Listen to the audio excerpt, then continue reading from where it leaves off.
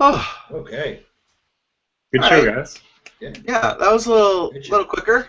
Yeah, Faster no, we're getting better. turnaround. Yeah.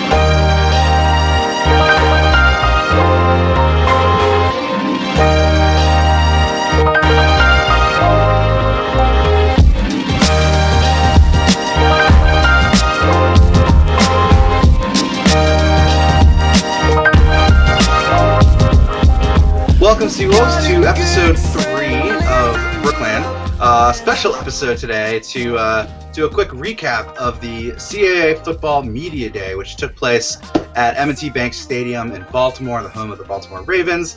The CAA Football Commissioner and representatives from all 12 member schools were on hand to talk with reporters and kind of get set up for the upcoming football season, which gets kicked off in just over a month. Stony Brook has their first game of the season on Thursday night, August 28th, at Laval Stadium against Bryant. But the unofficial start of the football season is always CAA Media Day every year, and so that is now behind us. Welcome to football season.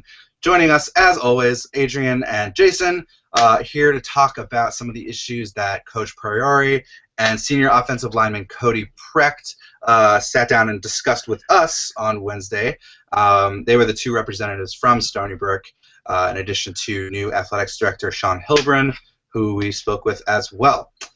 So let us jump into it. We obviously had a lot of questions for both of them about both last season and what they are going to try and do and improve upon their conference record from a year ago this season.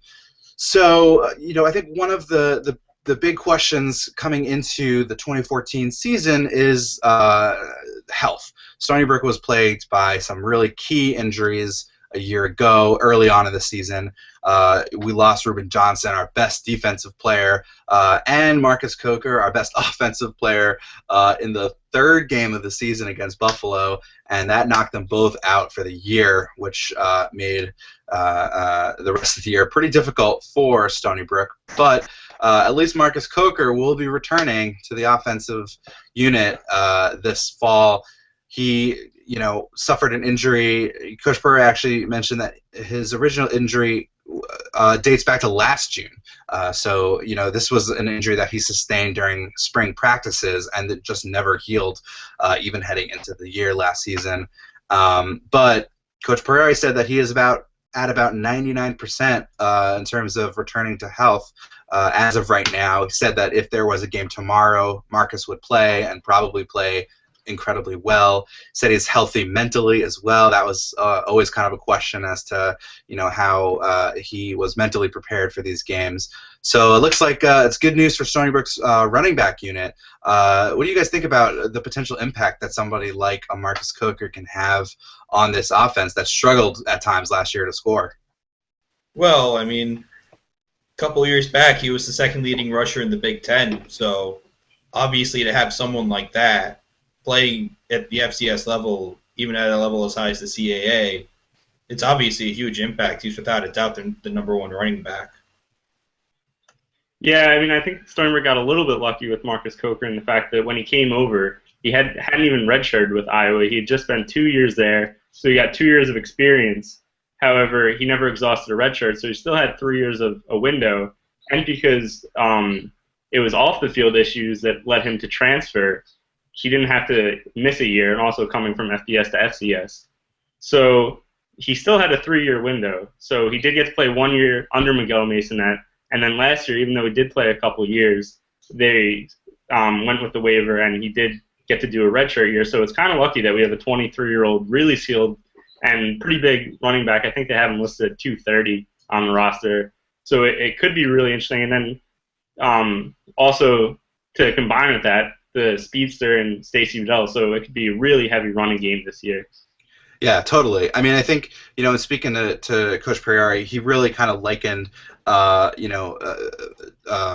Coker to kind of being like a bulldozing running back, able to bust through defensive lines and pick up sometimes short yards, but important yards on second or third down if you only need 3 or 4 yards to pick up a fresh set. And Bedell is somebody who really has kind of field position changing capabilities, as somebody who's able to, rattle off, 20, 30 yards on the ground, similar to what we saw from Masonette a couple years ago. And Bedell, of course, was transferred into the program last year as well from UMass, which also is an FBS team at this point. So he also was able to make the transfer seamlessly and not have to exhaust a year of eligibility sitting on the sidelines. And so, it really does, that's in addition to James Kenner, who's returning. Kenner, he put up some really great numbers last season. It's easy to forget because of the year that Stony Brook had, and because we saw more of a reliance on the passing game. But, Coach Priore mentioned, Kenner rushed for close to 900 yards on the season, and that's having not played really at all in the first 3 games of the season. He had 1 carry through the first 3 games because he was rushing behind Coker. And in the final 8 games of the season, he rushed for 800, about 850 yards. That's good for. He was certainly on pace for a 1,000-yard rushing season. And so he'll be coming back as well. Tyler Fredericks, who was a freshman last year, got some playing time. He could see the ball too potentially. And so it's hard to compare the running back unit to the one that we had for a couple seasons a few years back with Brock Jakolski and Miguel, but for all intents and purposes, this looks like it's a pretty loaded roster in terms of ability on the ground. And Coach Priore, seemed to be pretty enthusiastic about the guys that he has on his roster this year. Defensively, the interesting player that Priore stressed as someone who the program is very excited to have back this year is Devontae Anderson, who didn't play at all last season. He too went down with an injury in the spring of last year and never saw the field. And Priore, was, had to restrain himself from just breaking out into song when we, mentioned that, he was coming back. He is very excited to see him, kind of resume his position with the defense this year, and not just for his talent on the field, but also his leadership ability. I think was something that was sorely missed. And this all kind of spoke to, Coach Priore's biggest concern about last year's team, which was, just a team that lacked an identity. He said, the team never really kind of found its voice throughout the season in the same way that teams have in years past, and it really kind of showed. The team, was certainly susceptible to coughing up leads late in games. We saw it time and again last year against some of the better teams in the conference. We had leads against Towson and Maine and Buffalo and Richmond, and every one of those games, towards the end of the fourth quarter, those leads disappeared. We couldn't hold on to them, and Coach really kind of chalked it up to a lack of cohesion as a team. Did you guys notice that last year? Is that something that sounds at all familiar? Yeah, I mean, you had almost everyone playing out of position last year. I think this year we're going to be really good up front. We have Victor Ochi coming back. He's an upperclassman. He's a junior this year. Another guy, 250 pounds, fast as anything coming off the edge. You also have a redshirt freshman, Osman Kamara, a highly touted guy out of Pat Med, who was a really big guy in Suffolk. He had offers from Temple, Rutgers, I believe, all over the Northeast. So he's going to be a big guy. And also Kevin Hatter, a guy out of William Floyd, returning on the line. He's going to be big for the run game. And then in the secondary, you have Devontae Anderson coming back, which will be big.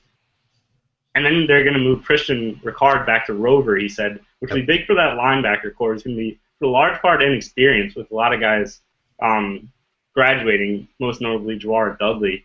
So you're kind of shifting a bunch of guys back into the position they should be. You have some redshirt freshman help coming in. But the biggest question mark is definitely going to be that linebacking core. Yeah, I think so, and certainly it's going to be an area that needs a lot of improvement this year if Stony Brook wants to, remain a competitive team in the CAA.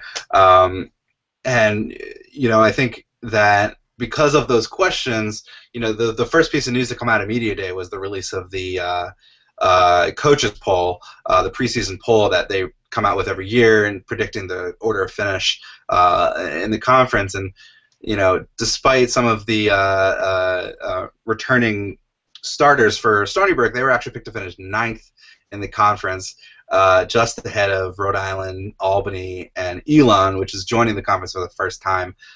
So I think there was a lot of disagreement, certainly, amongst the Stony Brook people in attendance. But, yeah, I mean, I think it just speaks to the fact that there is a lot to be proven by this team.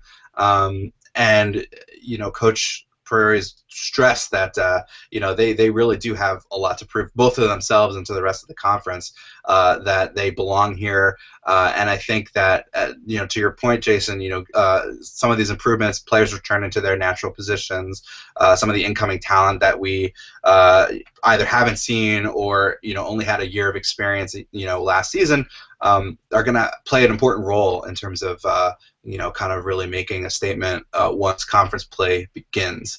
And to that point, conference play, unlike last season, Stony Brook had 2 conference games at the beginning of the year, before they finished their out-of-conference schedule. In fact, they opened the season last year at home against Rhode Island. Their very first game of the year was a conference contest, and then their game at Villanova came before they finished up their non-conference schedule.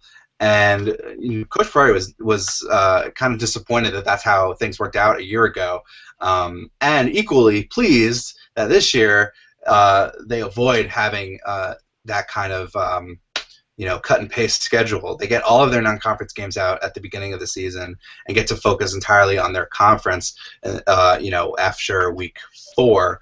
And he really discussed the impact that the schedule could have on the upcoming season. Take a listen to his thoughts on the Seawolves 2014 schedule. From this year, as compared to last year, there's some new competition that we have yet to face. William and Mary, this is the first time we'll see them in conference play. Elon, obviously, a new conference member. Just looking briefly kind of at the schedule, it looks like this might be at least a somewhat easier slate of conference games than previous than last season. Certainly, having Maine at home instead of on the road is a big difference. Not facing Villanova this year, could potentially be a benefit. Can you talk a little bit about your thoughts on this schedule in year 2 as opposed to? Yeah, I like it for a few reasons. First, we get all our non-league games on the front, and last year, game 1 and game 3 were conference games, and that's tough when you're trying to figure out who you are. So I like our schedule. We get 4 non-league games early. We get a chance to see who we are and develop as a team.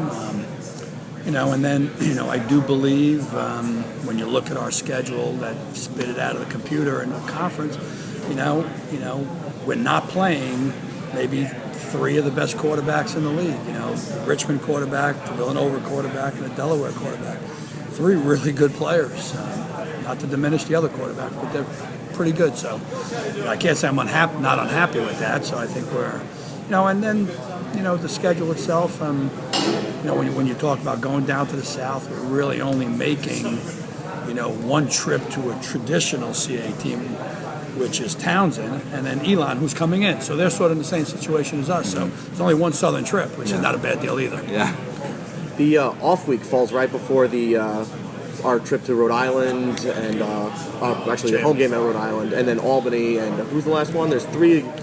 It sounds like JMU, Rhode Island. Yeah. It seems like an easier slate at those last 3 games right after the off week. Is that something you guys look forward to at the end of the season? Yeah, I think your bye week, you take for where it's delivered and you try to plan your season accordingly. There's probably never the perfect week, but I think it falls correctly. I think, if we can certainly produce on our non-league schedule, hold home court in October, steal 1 on the road, I think we're set up for 2 home games and 1 away game at the end of the year, with Albany being a rivalry game. I think it's a nice schedule. Yeah. So that was Coach Priore again discussing the Seawolves 2014 schedule. It seems to be pretty optimistic that it is fairly friendly to the Seawolves this year, unlike a year ago. Obviously, we avoid Villanova. They are always a tough contest and picked to finish the top or near the top of the conference standings. And we'll see some interesting new opposition this year. Elon for the first time, William and Mary for the first time. So it's definitely going to be an interesting year schedule-wise. Shifting gears a little bit, we talked earlier about the running backs that Priore will have on offense. The other question, too, is last year we saw kind of a new look for the offensive unit. Lyle McGrone, looked shaky at times, but nonetheless put up some really kind of incredible numbers, at least, program-wise, for Stony Brook, and benefited tremendously from a really talented core of receivers led by Malcolm Eugene, who came into the program a year ago and was, really anytime he was on the field was, probably the best player, able to haul in catches that, oftentimes would go sailing over receivers' heads or, would just bounce out of their arms.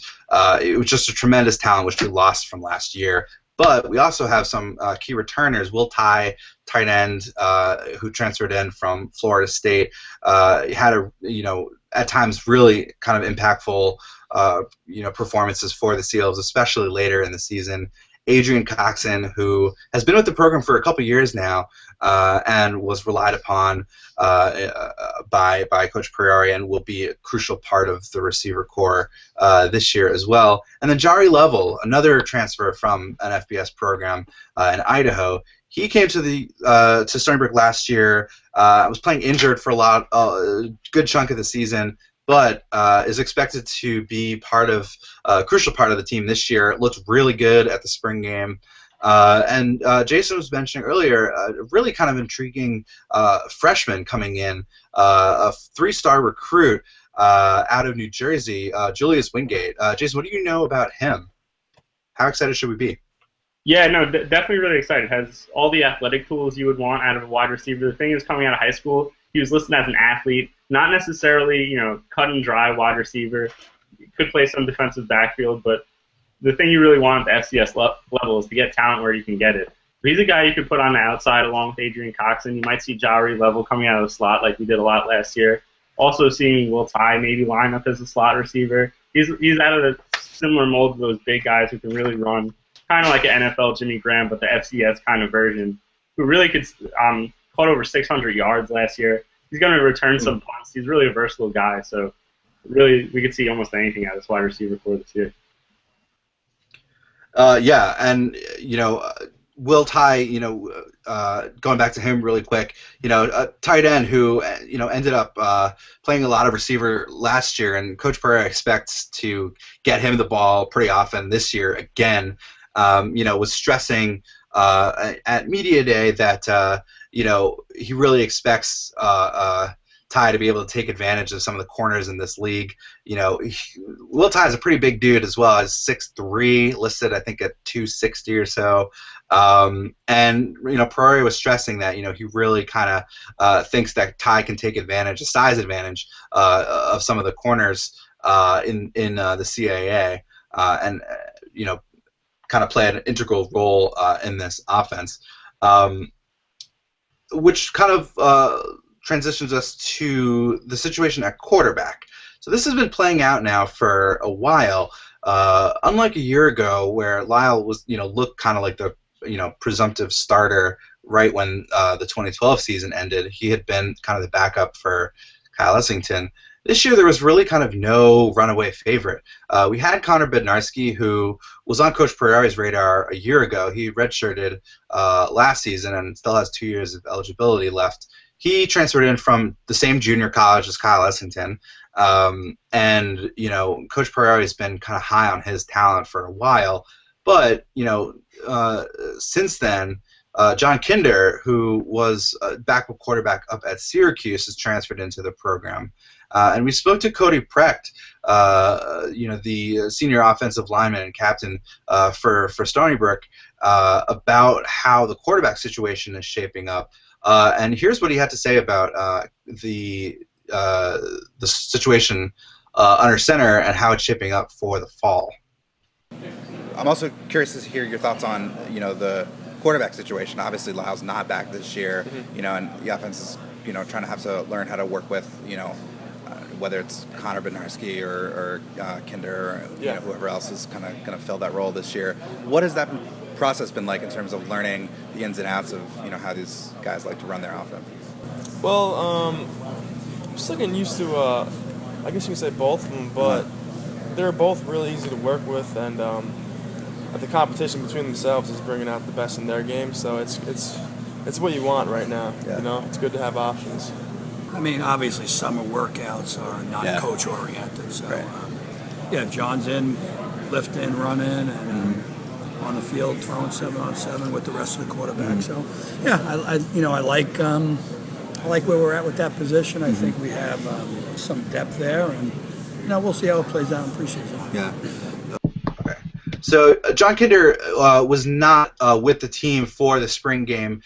He was still up at Syracuse at the time, finishing up his time there. But he has since joined the program. Is now working out with the rest of the team, participating in 7-on-7 drills right alongside Connor. For all intents and purposes, this looks like it's going to be one of those contests that really kind of comes down to the last couple of weeks or even couple days of fall practice before the season gets underway between these two guys. Coach Priore was really kind of stressing that he really likes his depth at quarterback. They both seem to be showing a lot of talent, as Cody said. This competition is really kind of bringing out the best in both of them. But it'll be interesting to see, which of them gets the starting position, and if the other gets any kind of considerable playing time, as a backup, if they're looking for maybe somebody who is able to do more out of the pocket. Connor, I think one of the big tools that he has is that he's super quick and is able to kind of make stuff happen on the ground as well as through the air. So as fall practices get underway, it's going to be interesting to see how that race shapes out. Adrian, what are your thoughts about our quarterback situation? Again, Lyle didn't have a bad year last season. Looked sloppy at times and tried to make plays happen that just should not have been made and led to quite a few interceptions at some crucial moments. But what do you think about this new offense that Stony Brook has been sporting? I think on Lyle, I think we also have to remember that I do believe he played a lot of the year hurt. So I think you also have to take that into consideration. And like you said, he still put up very good. He put up one of the better quarterback seasons in program history. So as frustrating as he was sometimes to watch with some of his decision making, he still was a very good quarterback, and he's not someone who I think is going to be easily replaceable. Although I really like the two quarterbacks that are vying for the starting spot right now in Kinder and Bednarski. So we'll see. Both of them, they read sort of similar to me. They both are very toolsy, great arms, good athleticism, quick. So, like you said, it'll just come down to I think it'll come down to probably within the last week or two before we'll even really know who starts. I'd imagine. Although anything can happen, so it's just a matter of wait and see. Yeah, for sure. Yeah, I think they haven't really gotten enough of Kinder yet. There hasn't been enough snaps yet. But from what Greg Logan reported to the Hartford Courant, I believe, they did a preview of the UConn Stony Brook game. He was saying that he really thinks that Kinder will end up being the favorite for the position because apparently he has a really good short game, and that could blend really well with Will Tye up the middle. Along with that, and plus he's a Long Island guy, had a really successful couple years in high school out in Nassau County. So to build that whole Long Island's team that Stony Brook has kind of been trying to build recently, Kinder could really be a favorite. So even though it's a two-head race, I would say come August 28th, Kinder will be under center. It'll just be a matter of how quickly he picks up the offense, I'd imagine. Yeah, absolutely. Yeah. I mean, I think again, one of the advantages that Bednarski has is, he was with this program a year ago. He had a year to, study, Priore's, how Priore calls games, and just had some experience working with these guys, like Cody and like Will Ty and some others. Which is not to say that Kinder can't overcome that disadvantage. Certainly, somebody with his ability, at least everything that we've heard about it, he is more than capable. It sounds like of kind of fitting in well with this team. But yeah, I mean, I think it's true that this is going to be one of those things that really kind of comes down to the wire. And again, it's a good problem for Stony Brook to have, having two incredibly capable quarterbacks. God forbid if one of them should ever suffer an injury, we have somebody who can fill that spot. It sounds like pretty admirably. It's something that we had a couple years ago when Coulter went down and Essington came in and filled in as the starting quarterback for the second half of the season a couple years ago and filled in quite well. And there's some other young quarterback talent as well, kind of waiting in the wings. There's been a lot of talk about this kid AJ Otranto, who's an incoming freshman, also a Long Island product. He's kind of a small kid at this point, but there's a lot of enthusiasm there as well. So obviously we'll be keeping a close eye on that. Don't expect that that's going to be an easy decision for Priore to make, and therefore not one that's going to come,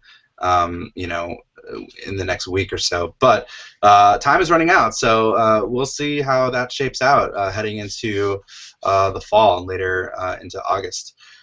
I'm trying to think of anything else that we wanted to touch on. Receivers we talked about, schedule we talked about, the defense we sort of touched on with Devontae. What else? Do you want to say anything about Heilbron? Heilbron. Sure. Yeah, we already did Heilbron, but then he got his own show. He doesn't need to. I'll mention it briefly. So Shawn, of course, new athletics director on the job for I think really less than a month at this point. I think he's officially started maybe 3 weeks ago or so. But from day one, at his very first introductory press conference, he made a point to stress the importance of football, not just at Stony Brook, but really kind of at any athletics program. And it's true, football is the biggest draw, at Division I schools. They are able to attract more donors. They're able to attract more fans. It's really kind of the sport that athletics programs build around, and it's really, no exception here at Stony Brook. And so, it's going to be really interesting, I think, to see now that he's officially here and with the team and has his hands kind of in, the day-to-day operations at athletics, how that attitude permeates through the athletics program and through football in particular. Obviously, it's too early to expect any significant changes this year. Like I said, he's not been on the job for a month yet. But certainly, starting maybe next season, it'll be interesting to see what kind of resources extra resources the university has devoted to football, whether that's through fundraising, which I think is the biggest reason why Heilbron was selected in the first place, was his success at both Oregon State and UCLA to convince some big donors to give to the program. But also, building out this team. As Jason, you mentioned, the program has really been stressing this whole Long Island's team thing, and really kind of turning Stony Brook football into must-see football. And so, we did speak to him at Media Day, and he mentioned, that it's up to the university and up to him and up to the program to, work around some of the other, competing events that, take away people on any given weekend, and figuring out a way to turn Stony Brook into kind of, must-see sporting on Long Island, and figure out ways to draw fans that they haven't been doing yet. So, like I said, this is something that he's been stressing since day one, and it'll be interesting to see how that plays out. But yeah, here he is talking a little bit about the upcoming football season and his thoughts on the program and the future for Stony Brook. Well, I'm excited to just experience Stony Brook football for the first time. I know that in talking with Coach Priore, I had a great opportunity to understand his vision for the program and how he goes about his business, and it's right in line with the way I view it. So I'm excited to build this together with him and make sure he has what he needs to be successful. Ultimately, this is about growing and building the program so that we can be successful. We're in the FCS, so our goal is to win it, and to do that, we have to look at the entire program and see what we need in order to get there. So I expect us to compete. I expect us to win, but I also expect that I will be working with Chuck to get to where we want to be, because I think football provides our athletic department with the best opportunities for success, but I also think it's good for the university if we're able to get football to a level that we can all be proud of, and we're coming to games at Laval Stadium is a source of pride, not just for people who like athletics, but for everyone who loves Stony Brook. And so that's the goal. But this year, I'm just excited to watch our team compete and play. I think we've got some great experience back. Sure. I know Chuck is excited about it, and I'm just ready for that Thursday night against Bryant. Yeah, so we were talking with Adam from Communications earlier, and talking about how at the Bryant game last year for homecoming, I think the number he cited was something like a third of the entire student population turned out for the game and for the homecoming events beforehand. And then you had other home games where you'd barely get a couple hundred students. And so obviously there's a lot of things that Coach Priore and the rest of the coaching staff and the team can do to really kind of grow the program. But I think the common conception is that there's a lot of areas where Stony Brook still needs to kind of improve that are perhaps beyond the control of the team itself, whether that's filling the seats or selling out season tickets or even the facilities. And I'm wondering if you have thoughts on how those things that are kind of beyond football operations can be improved too. Yeah, I think it starts with getting people connected to our program. I'm meeting next week with the student body president, and I think it's very, very important that we get more students coming to games, and it's about more than just supporting your team. It's about being a part of a campus experience. Sure. So the way I look at everything, and football is no different, is how can your experience with your university be enhanced? I believe football is a huge part of that. So if we create an experience at Laval Stadium that students can be a part of, share with their fellow students, then we can continue to grow that base. But we have to create the emotional connections so that people want to be there, they want to participate.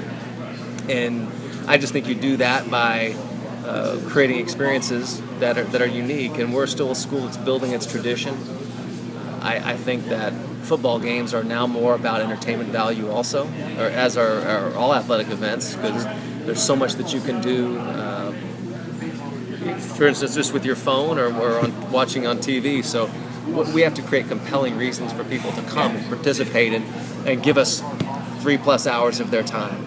And so I'm excited to work with our staff to do that, but it just starts with creating an experience that students can participate in and that they want to be a part of. On top of that, the far most important is getting the students involved, but have you tried, or do you do anything to engage the town of Brookhaven more so? Because I know when you go into Port Jeff, you see signs, you're in Seawolves country, but I know they're having issues getting Brookhaven on board with the whole Seawolves athletics and trying to get them more involved. Have you been doing any outreach programs? Not yet, but that's coming. To me, outreach is critical. And I look at it as we have to first, really make sure we take care of our backyard and then expand from there. Our goal is to get all of Long Island connected to Stony Brook athletics. People are very proud to be from Long Island, and I think that's something that we want to build on. And we want people on Long Island to be proud of their university, and we want them to look at Stony Brook as their university, whether they attend it or not. So I absolutely intend to reach out to figure out how we can build these connections, really that start in our backyard but expand all the way into Nassau County and into the city ultimately.